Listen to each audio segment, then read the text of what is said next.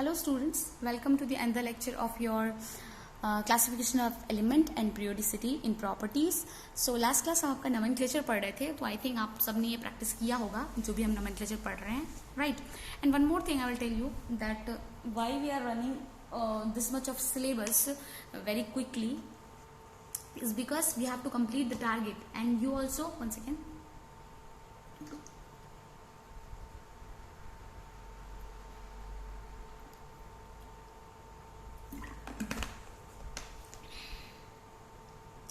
You people also have to start studying, okay? मैं ही पढ़ाती रहूंगी, उससे कुछ नहीं होगा, आप सबको भी पढ़ना है. And yes, now I'm going to tell you one thing that see, for you people, what all the portions are coming is, I have decided that first chapter is what? Your syllabus. I will just shortly introduce. Let us see how much we can complete. Till now, the first chapter, that is what? The some basics concepts of chemistry.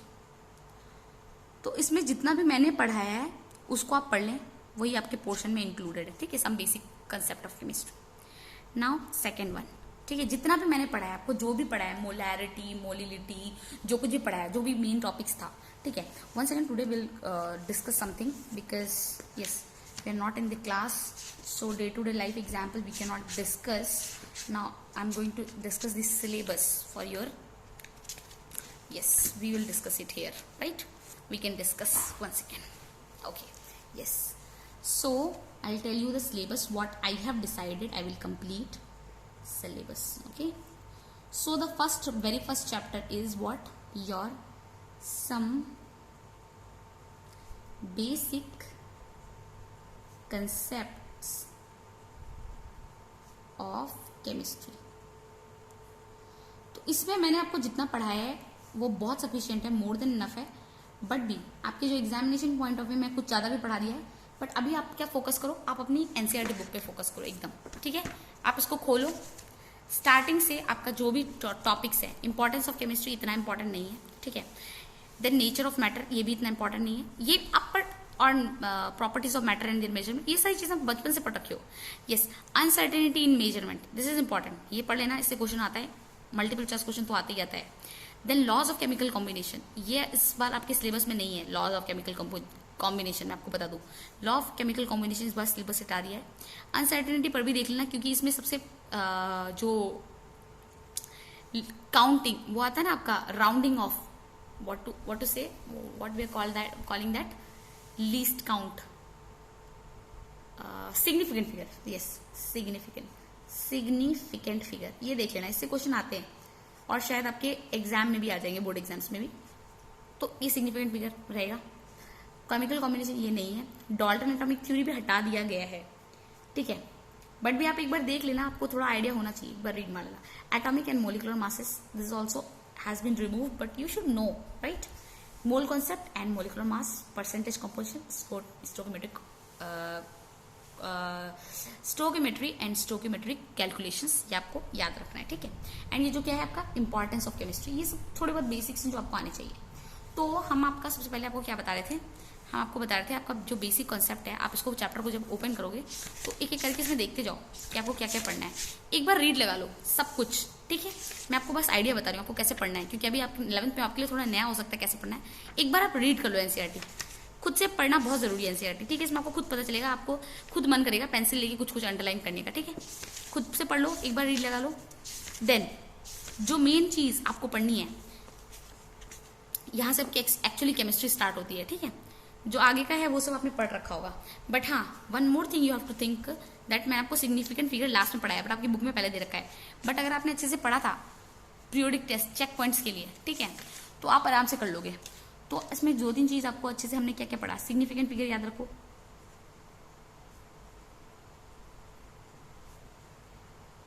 Significant figure याद रखो. Then हमारे ये Dalton atomic theory जो भी है इतना ज़्यादा important नहीं है, जो भी है, पर आप डाल्टन को याद रखो तो भी थोड़ा बहुत, Dalton atomic theory, okay? Atomic theory. Now next next one is what, ये atomic mass and molar mass इतना इंपॉर्टेंट नहीं है, बट ये एक वर्ड का टॉपिक है, एटॉमिक मास एंड मोलर मास। तो आप एक बार इसको देख लो, हल्का सा आइडिया होना चाहिए, जो मैंने पढ़ाया ना मोलर मास वो देख लो। नाउ जो इंपॉर्टेंट चीज आपका स्टार्ट होता है वो अब आपका स्टार्ट होता है, that is what, mole concept. Mole concept में अप्रोक्सीमेटली हमने बहुत कुछ पढ़ा है। हमने परसेंटेज कंपोजिशन पढ़ा है, आपकी बुक में जो दे रखा है आप वो पढ़ना, मैं आपको बता रही हूँ। मोल कॉन्सेप्ट में हमने बहुत कुछ पढ़ा है, आपको बहुत सारे पॉइंट्स आप पढ़ना। Percentage composition, see we cannot have the interactive class, that's why I'm making this as interactive class. Now 2 आप पढ़ोगे इंपेरिकल फॉर्मूला के बारे में थोड़ा सा जो पढ़ना है। मैंने आपको इंपेरिकल फॉर्मूला के कुछ क्वेश्चन बताया है ना, इंपेरिकल से मॉलिक्यूलर फॉर्मूला में कन्वर्ट करना, मॉलिक्यूलर से इंपेरिकल फॉर्मूला में। So molecular empirical formula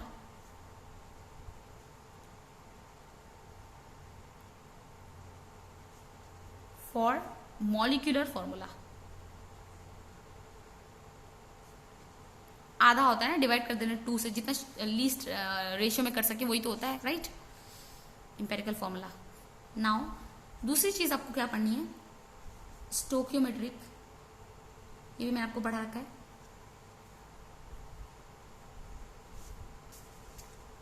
stoichiometry and it's calculation के बारे में आपको थोड़ा देखना है। जो मैंने न्यूमेरिकल कराया है, जितना मैंने कराया आप अच्छे से पढ़ लोगे, मोर देन इनफ। देन आपका है लिमिटिंग रिएजेंट, मैंने आपको पढ़ाया limiting reagent, I think second last topic है लिमिटिंग रिएजेंट। देन आपका स्टार्ट होता है रिएक्शंस इन सॉल्यूशन। इस आपकी बुक में, एनसीईआरटी का बुक देख के बता रही हूं मैं, रिएक्शंस इन सॉल्यूशन, सॉरी अगर नहीं दिख रहा था तो reaction in solutions. In reactions in solution में सबसे पहला आपका मास परसेंटेज, ठीक है, मास परसेंटेज वही मास ऑफ सॉल्यूट जो हमारा फॉर्मूला था, मास परसेंटेज निकालने का फॉर्मूला क्या था, mass of solute divided by mass of solution,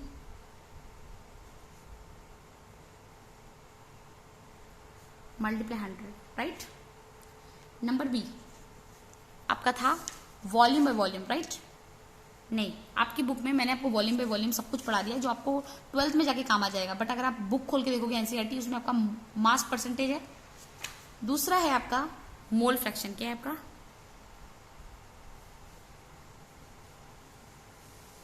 mole fraction. इसको हम डिनोट करते हैं एक्स से, ठीक है, एक्स से डिनोट करते हैं। एंड इसका जैसे फॉर्म मान लो ए के लिए डिनोट कर रहे हैं, तो नंबर ऑफ मोल्स, या फिर बोल सकते हैं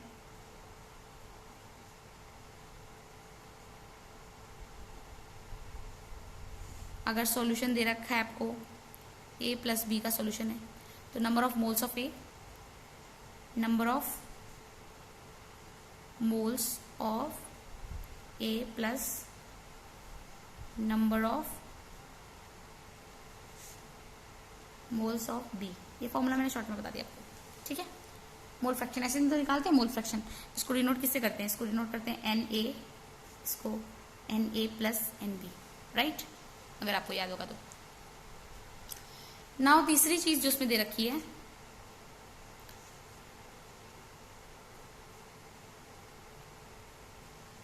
मोलैरिटी, क्या दे रखा है, मोलैरिटी। तो बेसिकली हमारे पास मोलैरिटी का फॉर्मूला क्या है, मोलैरिटी को हम कैपिटल एम से डिनोट करते हैं, right. So number of moles of solute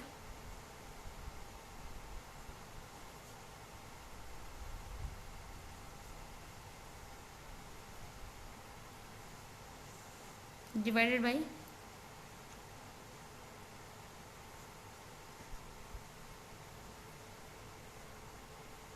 in litre, capital में तो लीटर, ये आपका क्या हो गया, ये हो गया आपका मोलैरिटी, ठीक है।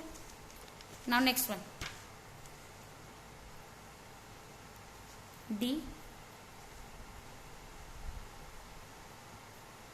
मोलैलिटी क्या पढ़ना है हमको? मोलैलिटी पढ़ना है। ये मोलैलिटी हो गया, हमको पढ़ना है मोलैलिटी ऑल्सो। तो मोलैलिटी भी हमने पढ़ा था, उसका क्या फॉर्मूला था? इसको स्मॉल एम से डिनोट करते थे।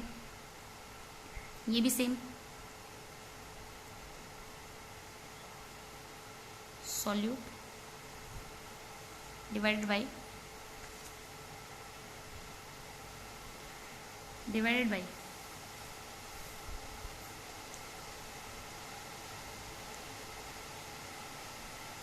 मास से होता है ना, mass of solvent in KG, किसमें? केजी में, ठीक है।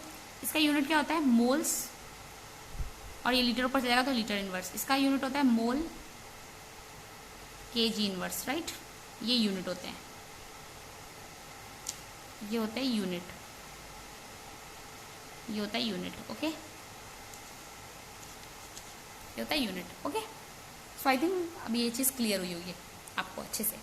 ये बेसिकली आपका सिलेबस है चैप्टर, इस तरह से आपको प्रिपेयर करना है आपका यूनिट 1, राइट।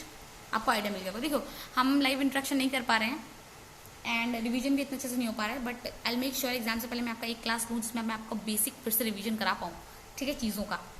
ये आपका यूनिट 1 का सिलेबस हो गया, ठीक है। नाउ मैं आपको नेक्स्ट आपका चैप्टर बता दूँ, solution, not solution, sorry, I got confused between always confused between 11th and 12th. Next हमने क्या पढ़ा था? आपका स्ट्रक्चर ऑफ एटम, आपका यूनिट 2 हमने जो पढ़ा था वो था आपका स्ट्रक्चर ऑफ एटम। ऑल्दो हमने थोड़ा सा केमिकल बॉन्डिंग भी पढ़ लिया है, पर वो बहुत बड़ा चैप्टर है तो उसको लास्ट में पढ़ेंगे, ठीक है। पढ़ेंगे इसको अच्छे से, डिटेल पढ़ेंगे। तो सबसे पहले मैं आपको एक चीज़ बता दूं, जो हमने बहुत सारी डिस्कवरी, बहुत सारी थ्योरीज, बहुत सारा ये पढ़ा है, सब atomic particle, discovery of electron पढ़ा है, देन हमने कैथोड रे डिस्चार्ज ट्यूब पढ़ा है, then charge to mass ratio of electron पढ़ा है, चार्ज ऑफ इलेक्ट्रॉन पढ़ा है, discovery of proton and neutron, then atomic models के बारे में पढ़ा है, जे थॉमसन का मॉडल आया, रदरफोर्ड का न्यूक्लियर मॉडल आया, देन उसके ड्रॉबैक्स हुए, then atomic number and mass number का कॉन्सेप्ट पढ़ा, आइसोबार्स, आइसोटोन्स पढ़े हमने। तो मैं आपको बता दूं, आपको जो ये मॉडल्स थे, ठीक है, टिल रदरफोर्ड के ड्रॉबैक, ठीक है, आप चाहो तो यहां से स्टार्ट कर सकते हो, रदरफोर्ड ड्रॉबैक से स्टार्ट कर सकते हो रदरफोर्ड का, ठीक है। रदरफोर्ड का ड्रॉबैक से आप स्टार्ट कर सकते हो, क्योंकि आपकी बुक में भी ऐसे दे रखा है। देखो जो आपकी बुक है एनसीईआरटी, उसमें क्या है, आपको क्वेश्चन तो आपके मेनली बुक से आएंगे ना। तो देखो आपको ये सिलेबस आपको फॉलो करके पढ़ना है। आप नीट वीट के लिए अभी प्रिपरेशन नहीं करो, अभी जब बोर्ड के लिए प्रिपेयर करो तो बोर्ड पे एकदम ध्यान रखना है, ठीक है।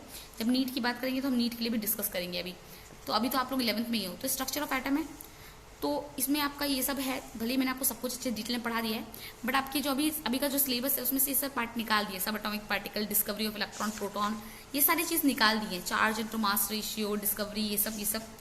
बट ये एटॉमिक मॉडल्स में भी आपका ये जे थॉमसन, बट आपको ये सब याद रहना चाहिए कि इलेक्ट्रॉन की डिस्कवरी किसने की, तो आपको फट से आना चाहिए कि जे थॉमसन। देन न्यूक्लियस किसने डिस्कवर किया? रदरफोर्ड। देन आपका प्रोटॉन किसने डिस्कवर किया? तो गोल्डस्टीन, ठीक है, ये आपको पता होना चाहिए। देन न्यूट्रॉन किसने डिस्कवर किया? आपका चैडविक, ठीक है। तो ये सब आपको पता होना चाहिए, ठीक है। तो ये सारी चीजें पता होनी चाहिए। एंड रदरफोर्ड का ये भी पढ़ सकते हो। Then atomic number and atomic mass and isobar and isotones, आप ये सब पढ़ना, ठीक है। And this one is what? Drawback of Rutherford model. तो मैंने बोला आपको रदरफोर्ड ड्रॉबैक मॉडल पढ़ लेना। Then atomic number and mass number पढ़ लेना, atomic number and mass number पढ़ लेना। देन नेक्स्ट आपका क्या है दे रखा है, आपका इंपॉर्टेंट चीज आता है, आपका यहाँ पर आता है बोर मॉडल। क्या आता है? Bohr model. बोर मॉडल आप सीधा मेरे नोट से पढ़ना, जो मैंने आपको पढ़ाया है, आप उससे पढ़ सकते हो। आप खुद से भी पढ़ रहे हो तो कोई बात नहीं, बट आप मेरे नोट से पढ़ना, एकदम बेस्ट, आपको सब कुछ समझ में आएगा। सारे जो न्यूमेरिकल मैंने आपको क्लास में कराए, वीडियो अपलोड किए, उसको एक और बार देख लेना, 2x की स्पीड पे रख के वीडियो देख लो, एकदम समझ में आ जाएगा जो भी मैंने पढ़ाया रखा है, ठीक है। देन आपको बोर मॉडल के बाद बोर के पॉस्टुलेट्स याद रखने हैं, पॉस्टुलेट्स बहुत इंपॉर्टेंट है। देन बोर के पॉस्टुलेट्स के बाद आपका दूसरी चीज इंपॉर्टेंट है, that is what? Drawback. Drawback क्या था? बोर्ड मॉडल का, बोर्ड्स मॉडल के ड्रॉबैक आपको याद रखना है। देन उसके बाद हमारे कौन से साइंटिस्ट आए थे, Max Planck, right. Max Planck ने क्या किया ये सब याद रखना है, जैसे मैंने सिस्टमेटिक पढ़ा है ना वैसे आप याद रखना। Max Planck, then de Broglie, ये तो बहुत important scientist, right. De Broglie hypothesis दी थी इन्होंने, hypothesis, de Broglie hypothesis, de Broglie hypothesis अभी दिख रहा होगा अच्छे से। डी ब्रॉगले के बाद इलेक्ट्रॉन का, जैसे लाइट के पास वेव नेचर है तो पार्टिकल नेचर भी है, इलेक्ट्रॉन के पास इन्होंने क्या कहा था, इन्होंने कहा था लाइट वेव है वो पार्टिकल नेचर भी शो करती है, कहा था, ठीक है। और डी ब्रॉगली ने क्या हाइपोथेसिस दिया था, इसने हाइपोथेसिस दिया था इलेक्ट्रॉन जो कि पार्टिकल है, क्या है, पार्टिकल है, वो क्या भी शो करता है, जो कि पार्टिकल है वो भी वेव के जैसा बिहेव कर सकता है। क्यों बिहेव कर सकता है, क्योंकि इलेक्ट्रॉन जो है बेसिकली उसका मास बहुत ज्यादा कम है, क्या है, बहुत कम। It is what 9.1 into 10⁻³ kg, सोचो कितना कम है। एंड इसकी जो स्पीड है 2.18 इंटू 10⁻⁶ मीटर पर सेकेंड। लाइट की स्पीड कितनी है, 3 इंटू 10⁸ मीटर पर सेकेंड, इसकी 2.8, बहुत ज्यादा ही है ना, राइट। तो इतना छोटा पार्टिकल और इतने तेज जा रहा है, वो एक वेव जैसा भी बिहेव कर सकता है, राइट, यही कहा था उन्होंने। सो डी ब्रॉगली की हाइपोथेसिस अच्छी थी, वो प्रूव भी हो गई समय के साथ। देन आपका आया क्या, नहीं ये स्पेलिंग नहीं है, ये इसके बाद आपका आया है Heisenberg, Heisenberg uncertainty principle, right. Heisenberg uncertainty principle, Heisenberg का uncertainty principle. Then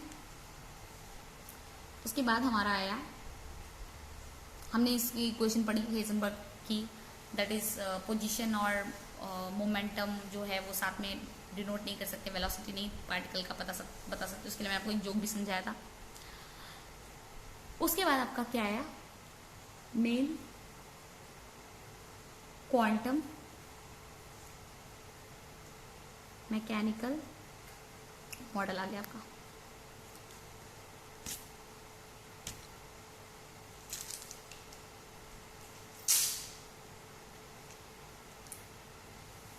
yes, quantum mechanical model आ गया आपका।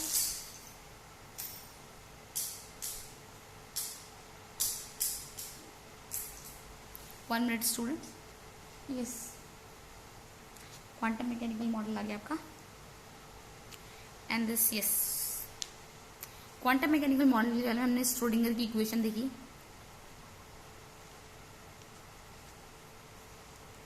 इक्वेशन उनकी वो 3 सॉल्यूशन से हमको क्या पता चला, क्वांटम नंबर जो कि इंपॉर्टेंट है।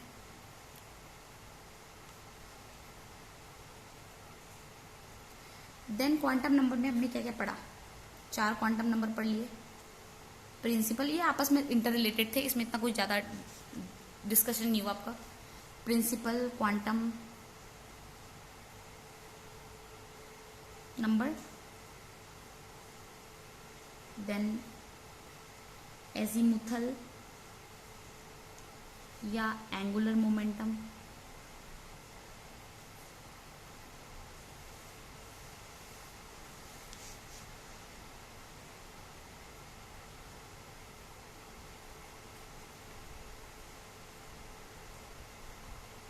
देन मैग्नेटिक क्वांटम नंबर हमने पढ़ा।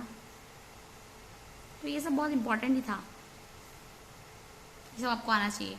और वैसे मैं अभी लिख रही हूँ तो ज्यादा लग रहा है, पर आप पढ़ोगे तो फटफट से हो जाएगा। उसके बाद आपका स्पिन था, राइट।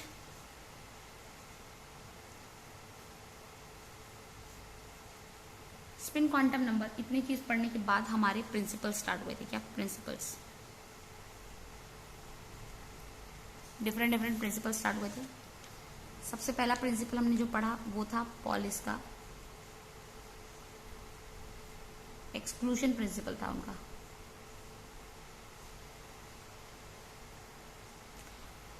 उनका जो प्रिंसिपल था पॉलिस एक्सक्लूजन प्रिंसिपल, वो किस पे बेस्ड था, no two electron will have the same set of all 4 quantum number, मतलब 4 क्वांटम नंबर्स सेम नहीं होंगे इलेक्ट्रॉन्स के, 4 क्वांटम नंबर इलेक्ट्रॉन्स के सेम नहीं होंगे, ठीक है, पॉलिस का एक प्रिंसिपल था।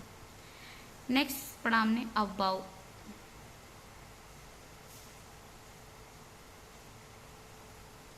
About principal. ये अबाउ का मतलब जो बेसिकली मैंने आपको बताया था कंस्ट्रक्ट होता है, ये किसी साइंटिस्ट के नाम पे बेस नहीं है, इसका मतलब कंस्ट्रक्ट होता है। ये एक तरह का जर्मन वर्ड है, ये आपकी बुक में भी दे रखा है। इसका मतलब है टू बिल्ड, टू बिल्ड, इसका मतलब टू बिल्ड होता है। अबाउ प्रिंसिपल मतलब ये बेसिकली इस पे बेस था कि इलेक्ट्रॉन लोअर से हायर एनर्जी में जाता है, filling.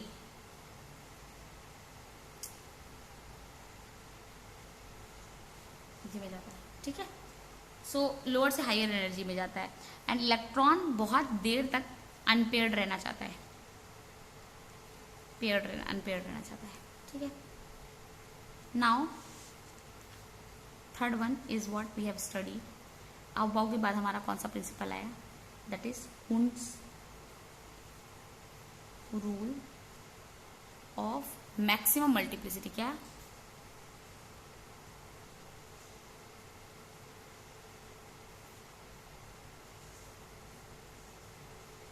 हुंस rule of maximum multiplicity. इस रूल के हिसाब से क्या था कि ये बेसिकली किस पे बेस्ड है, इलेक्ट्रॉन की पेयरिंग के बेस्ड था, राइट। इलेक्ट्रॉन की पेयरिंग जो हमने बताया था, इलेक्ट्रॉन पेयर होना शुरू होंगे, पहले इलेक्ट्रॉन इसमें जाएंगे, देन इलेक्ट्रॉन कहाँ, यहाँ जाए, यहाँ जाए, यहाँ जाए, कहाँ जाए इलेक्ट्रॉन। एक तो ये केस था, ऐसे जाए या फिर इलेक्ट्रॉन ऐसे आ जाए, देन यहाँ पे भरे, फिर यहाँ पे भरे, ऐसे। तो पहले इलेक्ट्रॉन अनपेयर रहना चाहते हैं, उसके बाद electron half field stability with what, with parallel spin. They should reach half field stability with parallel spin, या तो ऐसा दूसरा या तो ऐसा, विद पैरेलल स्पिन। और वंस फिलिंग उसके बाद ही दूसरा इलेक्ट्रॉन आके ऐसे बैठेगा, ठीक है। या फिर आपने ऐसा बना रखा है तो वंस हाफ फिल स्टेबिलिटी हो जाएगी, हाफ फिल हो जाएगा तो फिर पेयरिंग स्टार्ट होगी। मैक्सिमम इलेक्ट्रॉन अनपेयर्ड रहना चाहता है। तो यही था आपका हुंस रूल ऑफ मैक्सिमम मल्टीप्लिसिटी और यहीं पे आपका ये चैप्टर हमने यहाँ पे खत्म कर दिया था। अब हम क्या पढ़ रहे हैं, हम पढ़ रहे हैं आपका ये 2 चैप्टर का मैंने आपको सिलेबस बता दिया है और हमने डिसाइड किया है कि आपका unit 1, unit 2, unit 3 and that is what अभी जो हम पढ़ रहे हैं क्लासिफिकेशन ऑफ एलिमेंट। इसमें ज़्यादा कुछ इतना इंपॉर्टेंट है नहीं जो मैं भी पढ़ा रही हूँ, classification of elements and periodicity and क्या है, पीरियोडिसिटी इन प्रॉपर्टी। ये शायद चैप्टर का नाम, पीरियोडिसिटी इन प्रॉपर्टी।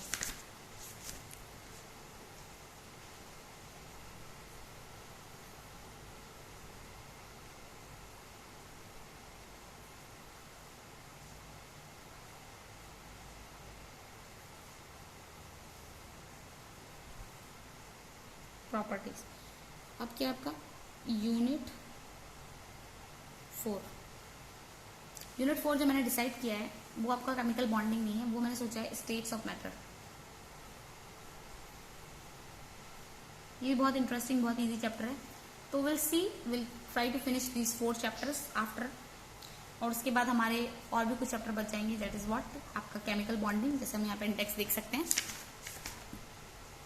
यस हमने सोचा है ये केमिकल बॉन्डिंग तो हमने आधा ही पढ़ा है, राइट। केमिकल बॉन्डिंग हमने आधा ही पढ़ा है, तो इसका आधा और पढ़ना बाकी है, तो इसको अभी तो हम नहीं ले रहे हैं, हमने स्टेट्स ऑफ मैटर सोचा है। देन वंस ये हमारा खत्म हो जाएगा तो हम आपका thermodynamic, equilibrium, thermodynamic and then equilibrium and then chemical bonding को नेक्स्ट बात पे रखने वाले हैं, ठीक है। इतना हम आपका सिलेबस सोचा है देखने के लिए, देखते हैं कितना कंप्लीट हो पाता है। टिल देन ये आपका पोर्शन है और मैंने आपको बता दिया कैसे पढ़ना है। और जहाँ सवाल ये जो 3rd चैप्टर है अभी हम पढ़ रहे हैं, chemical bonding, not chemical bonding, classification of element, ये बेसिकली बहुत थ्योरेटिकल चैप्टर है, अभी तक इंपॉर्टेंट पार्ट स्टार्ट नहीं हुआ है जहाँ से क्वेश्चन आते हैं। अभी जो हम पढ़ेंगे electronic configuration, elements and their periodic table, right, ये सब चीज़ें हम पढ़ेंगे अभी जो थोड़े टाइम के बाद। तो आपको और चीज़ें अच्छे से समझ में आने लगेंगी, ठीक है।